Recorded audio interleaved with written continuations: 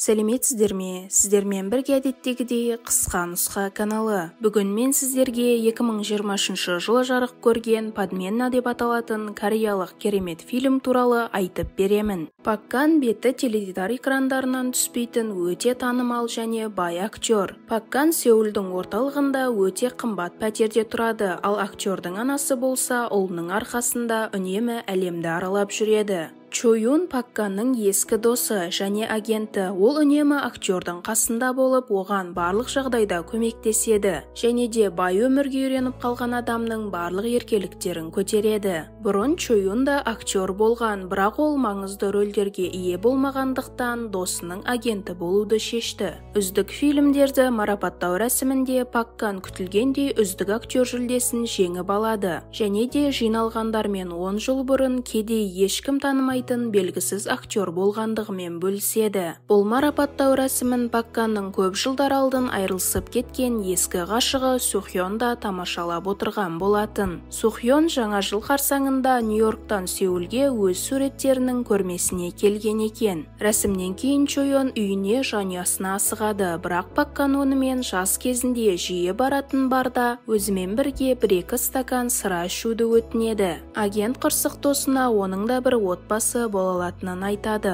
Осы сәтте Пак Кан 10 жыл алдын Сухьонмен қалай айырылысуды шешкендігін есіне түсіреді. Осы жағдайдан кейін қыз Нью-Йоркқа бейнелеу өнер академиясына оқуға кетіп қалған болатын. Пак Кан біраз масайып қалады. Чо Юн оны таксиге отырғызып, өзі отбасына қарай асығады. Такси жүргізушісі танымал актерді бірден таниды және де оған өмірде қалаған нәрсеңіздің барлығына қол жеткізген секілдісіз деп сұрақ қояды. Пак Кан біраз ойланып жүргізушіге оның сезімдері мен жалғыздығын ешкім түсінбейтіндігін айтады. Сол сәтте жүргізуші актерға 10 жыл алдынға қайтып барлық нәрсені өзгерткіңіз келетін беді деп сұрайды. Бірақ мас болып қалған Пак Кан бұл сұраққа қатты мән бермейді. Таңертең актер күтпеген жерден өзіне бейтаныс үйдің еденінде оянады. Онымен қоса кішкентай 2 бала оған қарай жүгіріп ер адамды әке деп атайды. Бірақ Пак Кан күйеуіне көп мөлшерде ішімдік ішкендігі үшін ұрсып жатқан Сухьонды көргенде одан бетер таң қалады. Қорқып кеткен Пак Кан көшеге жүгіріп шығады. Ол бірден Чо Юнға хабарласуға тырысады. Не болып жатқанын түсінбеген Пак Кан бірден өзінің қымбат пәтеріне қарай асығады. Алайда есікті бейтаныс адам ашады. Ол адам бұл пәтердің өзіне тиесілі екендігін айтады. Мұны естіген Пак Кан одан бетер ашуланып, пәтерге рұқсатсыз кіріп, ол жерде шу шығарады. Алайда ешкім танымал актерді танымайды, ал әлгі адам болса Пак Канды өзінің әйелінің көңілдесі деп ойлайды және де оны ұрмақшы болады, бірақ бақытқа орай күзетшілер келіп ұрысты тоқтатады. Пак Канды полиция бөлімшесіне алып келеді және де оған әлгі пәтердің сол адамға тиесілі екендігін және де Пак Канның оған ешқандай қатысы жоқ екендігін түсіндіреді. Осы сәтте полиция бөлімшесіне Сухьон кіріп келеді. Ол полиция қызметкерлерінен күйеуін жіберуін сұрап, күйеуі көп ішетін болғандықтан есінен адасып қалғандығын айтады. Алайда Пак Кан Сухьонның өзінің әйелі еместігін айтады. Осы үшін де ол бетінен бір шапалақ жейді. Осы сәтте актер өміріндегі біртүрлі өзгерістердің барлығы әлгі біртүрлі жүргізушісі бар таксиге отырғаннан кейін басталғандығын түсінеді. Абыржыған актер Сухьонмен бірге үйіне қайтып келеді. Әйел оған егіз балалары Роха мен Рохиға қарап тұруын сұрайды, ал оған тез арада жұмысқа бару керек. Пак Кан мәжбүри түрде келіседі, бірақ ол әлі де өзінің әйелі мен балалары қайдан пайда болып қалғандығын түсінбейді. Актер балаларын ертіп такси қызметіне баруды шешеді. Онда қызметкер актердің сипаттамасына сай келетін оларда ешқандай көлік жоқ екендігін мәлімдейді. Үйге оралған ер адам балаларынан өзінің де актер болып жұмыс істейтінін, фильмдерде эпизодтық рөлдерді ойнайтынын және оның жалақысы отбасыны әрең қамтамасыз ететіндігін біледі.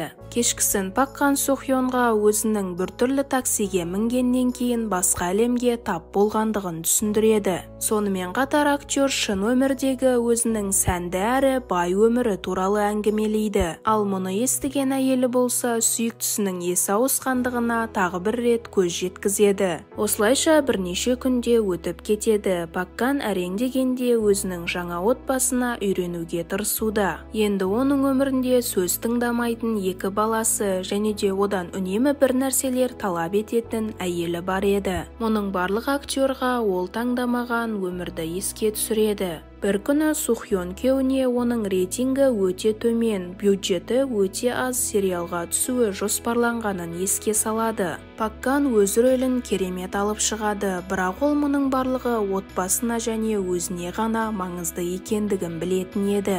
Көшеде Пак Кан өзінің ескі досы Бухиді кездестіріп қалады. Ол актерді өзінің театралдық қойылымына қатысуға шақырады. Ол жерге әдетте көрермендер келмейтін. Актер ойланып көруге уәде береді. Пак Кан қыздан бұрынғы өмірінде оның агенті болған Чойонның бұл өмірде ең танымал фильмдердегі рөлдерді ойнайтын танымал актерға айналғандығын білгенде таң қалады. Ақыр соңында актер оның орнын бұл дүниеде досы алғандығын түсінеді. Осылайша Пак Кан Чойонның киім ауыстыратын бөлмесіне кіріп келеді. Оның досы оны бірден таниды және де бірге түскі ас ішуге келіседі. Чойон Пак Канның Сухи үшін маңызды рөлден бас тартқандығын, осының арқасында рөл Чойонға берілгенін және де осыдан кейін оның актерлық мансабының күрт өскендігін айтады. Осы сәтте Пак Кан өзінің шынайы өмірінде қызды тастап мансап пен ақшаны таңдағандығын, ал бұл өмірде болса сүйіктісінің пайдасына таңдау жасағандығын түсінеді.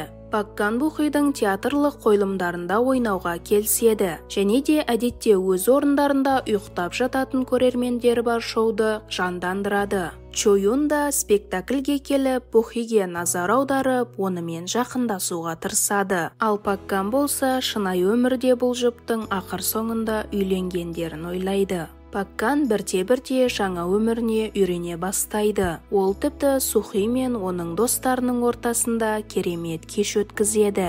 Келесі күні Пак Канның анасы оны көруге келеді. Бұл өмірде ол адамның шынайы өмірдегі анасына қарағанда әлде қайда ашулы болып шығады. Анасы ұлына көптеген кеңестер береді және де жақсы жалақысы бар қалыпты жұмысқа тұруын айтады. Сонымен қатар үйден шықпай тұрып, олардың қиын қаржылық жағдайын жақсы біліп, ұлының қалтасына біраз ақша салып кетеді. Намсун Пак Каннан әкесінің бейітіне баруды сұрайды. Бірақ ұлы мұны істегісі келмейді. Өйткені оның бұрын әкесімен қарым-қатынасы өте шиеленісті болатын. Пак Кан кастингке шақырту алады. Ол жерде ол тамаша актерлық шеберлігін көрсетеді. Бірақ режиссер бұл рөлге оны алғысы келмейді және оның орнына досы Чойонды олармен жұмыс істеуге көндіруді сұрайды. Бұл Пак Канның қатты көңіліне тиеді. Өйткені Чойон досына ақша табу мүмкіндігін беру үшін бұл рөлден әдейі бас тартқан болатын. Мейірімді Чойон досын өзінің агенті болуға шақырады. Бірақ Пак Кан мұны қорлық санап ашуланып кетіп қалады. Келесі күні Пак Кан әйелінің көрмесіне келеді, бірақ ол жерде жоқ еді.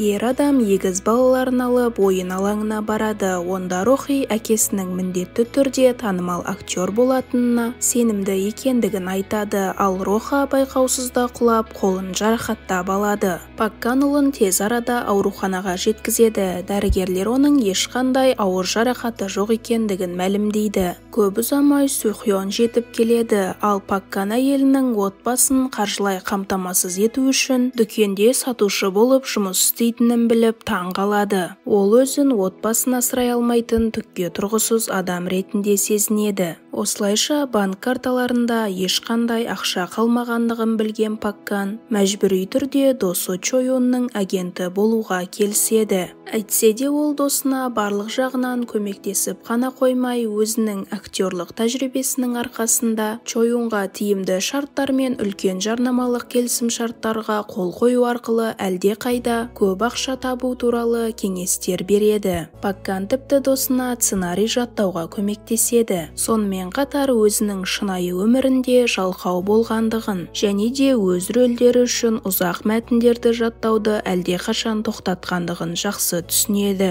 Түсірілім алаңында кішігірім рөлдерге актер болмаған кезде Пак Кан оны ойнауға қуана келіседі. Және де аттардан қорқатын Чойонға қарағанда өзінің тамаша атқа міну шеберлігімен режиссерларды таңғалдырады. Актер отбасылық өмірге барған сайын үйреніп, жақындарының қасында өткізген әрбір күннен ләззат алуда. Сонымен қатар оның табысы тұрақты түрде өсіп келеді. Бұл оны өзіне сенімдірек сезіндіреді. Актер отбасын Чойон оған сыйлаған қала орталығындағы сәнді пәтерге көшіргісі келеді. Бірақ Сухьон балаларының өміріне үлкен өзгерістер енгізгісі келмей бас тартады. Пак Кан әйелімен келіседі және де көп ұзамай нағыз байлық оның өткен өміріндегі миллиондары емес, оны шынайы бақытты ететін отбасы екендігін түсінеді. Айлар өтіп, Пак Кан бірте-бірте өткен өмірін ұмыта бастайды. Қазір оған ол сәттері өте мұңды және жалғыз болып көрінеді. Ол күн сайын үйіне әйелі мен балаларына қуанышпен оралады. Ал жұмыста болса, барын салып жұмыс істейді. Бұл режиссерлардың назарын аударады. Ал көптеген көрермендер болса, оның тамаша актерлық өнерінің жанкүйерлеріне айналып үлгерді. Танымал фильмдерді марапаттау рәсімінде Чойон үздік ер адам рөлі жүлдесін жеңіп алады. Және де сахнада тұрып өзінің агенті және досы Пак Канға алғыс білдіреді. Пак Кан досының өзіне қарағанда әлде қайда жақсы адам болып шыққандығын түсінеді. Содан кейін олар алған марапаттарын тойлау үшін сыра ішуге барға барады. Чойон досына блокбастердегі маңызды рөлді ұсынады, бірақ Пак Кан бас тартады. Өйткені оған бұл үшін бірнеше айға елден кетуге және отбасынан алыс болуға тура келетін еді. Чойон досына оның отбасылық өміріне қызыға қарайтындығын және де Бухиға тұрмысқа шығуға ұсыныс жасағысы келетіндігін айтады. Бірнеше сағаттан кейін достар үйлеріне қайтады, өйткені бүгін жаңа жыл кеші және де актердің өмірі күрт өзгергендігіне тура 1 жыл болды. Пак Кан таксиге отырады және жүргізуші кенеттен бүгін түнде бәрі өз қалпына келетінін және де актер бай бірақ жалғыз өміріне қайта оралатындығын хабарлайды. Пак Кан ештеңе өзгерткісі келмейтінін айтып айғайлайды. Сол сәтте такси тоқтайды. Актер такси жүргізушісінің өзінің қайтыс болып кеткен әкесі екендігін түсінеді. Ол жұмыстан қолы босамағандығы үшін және де соның кесірінен баласымен уақыт өткізе алмай, өліп кеткендігі үшін қатты өкінетіндігін айтып кешірім сұрайды. Пак Кан көзіне жас алып, әкесін кешіріп көліктен түседі және де үйіне қарай асығады. Ол балаларын қатты құшақтайды. Содан кейін балалары ұйықтағанша төсектерінің жанында отырады. Бұл түні Пак Кан ұзақ уақыт ұйықтай алмайды және де бұл күн ешқашан бітпесе екен деп тілейді. Ертесіне таңда актер өзінің сәнді пәтерінде жалғыз оянады.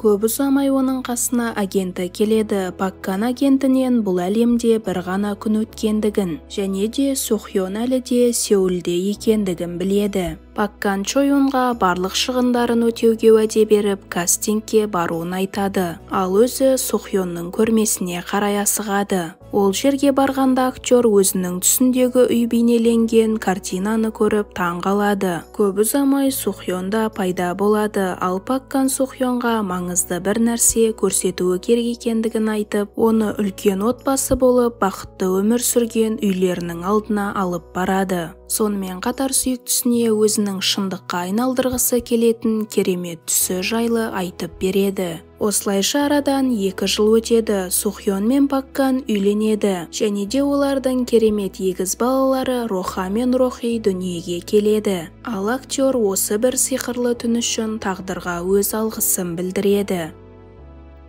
Осымен фильм аяқталады. Достар, егер фильм ұнаған болса, оны әдеттегідей 1-ден 10-ға дейін бағалап кетіңіздер. Сонымен қатар қиял күштеріңізге ерік беріп, егерде сіздің өміріңізде осындай жағдай болғанда, немесе өткен шақты өзгертуге мүмкіндігіңіз болса, не істер едіңіз, соны да жаза кетіңіздер. Айтпақшы, осындай қызықты видеолардың көбірек шығуына үлес қосу үшін және де бізге қолдау білдіру үшін каналға тіркеліп, осы видеоға лайк басып, достарыңызға жіберіп қоюды ұмытпаңыздар. Ал бүгінге бізде осымен тәмам. Келесі жаңа видеоларда кездескенше сау болыңыздар.